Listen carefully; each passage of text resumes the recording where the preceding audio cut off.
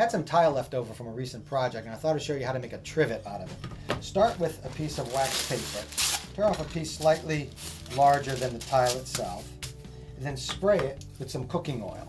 I'll show you why that's necessary in a minute. It's a light coating.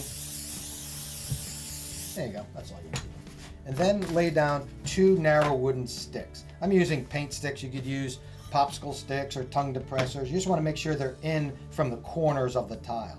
And now we're going to make bumpers, to make little feet for the tile trivet itself, we're going to use hot melt glue. Just put a big dab near each corner. And as soon as you do that, you have to immediately press it down onto the wooden sticks.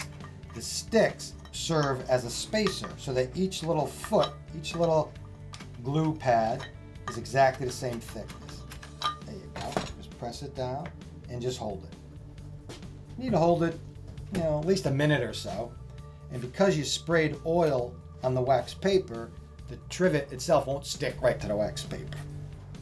Okay, once the glue is hardened, just flip it over, peel off. See how easily the wax paper peels off because of the oil? Remove the sticks. You can trim it up a little bit, but there you go. Brand new trivet with nice soft rubber feet.